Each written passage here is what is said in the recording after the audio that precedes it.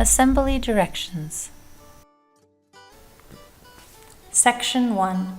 Base plates and base anchors. Layout note. If you're constructing a yome on a non-octagonal platform, see Yome Layout on a Square Deck to determine the placement of the anchors before you continue. 1.1. You're ready to begin the assembly of your yome. Lay the base plate poles around the perimeter of the platform in the shape of an octagon with a base anchor assembly at each point. The angle cut in the ends of the base plate poles should be facing up.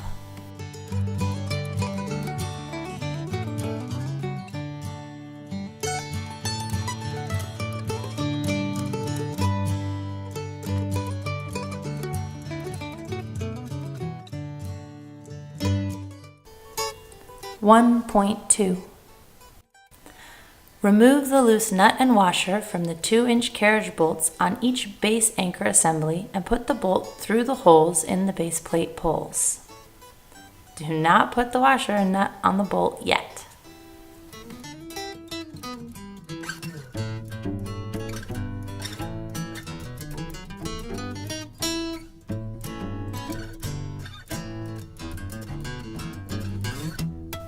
(1.3) Take a truss block channel and place it next to the base plate pole so the grooves in the channel align with the bolts protruding from the base pole.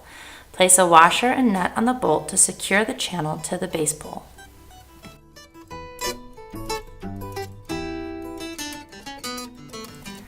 You can see here that Brandon is making sure that the bolt slides towards the anchor side of the rectangular hole.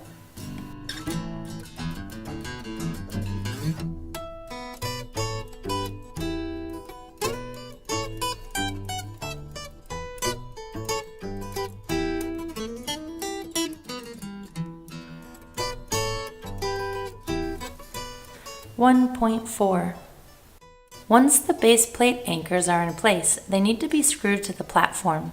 Using the screws provided, attach each anchor to the platform by screwing through both slots in each plate. Place these screws so they are at the very end of the slot that is towards the outside of the yome.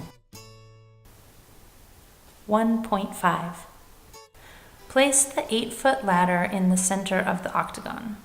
To do this, you need to find the center of the platform, measure the distance between two opposite corners of the octagon formed by the base plate poles.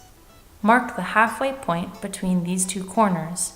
You'll repeat this measurement with the two corners that are perpendicular to the first measurement.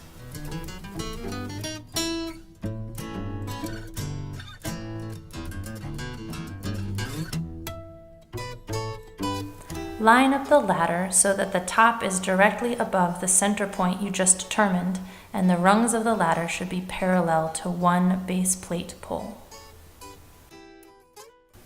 1.6 Place the circular plywood guide on the top of the ladder with the spacers facing up, followed by the tension ring. Then you'll strap them to the top of the ladder with the provided tie-down strap. The tie-down strap will wrap around the top of the ladder and then over the tension ring and then tighten to the webbing ratchet. You want to make sure the strap's buckle is at the bottom so you will have easy access to it later. The hinges on the tension ring should be facing downward, and the space between any two extension channels should be lined up with the steps of the ladder.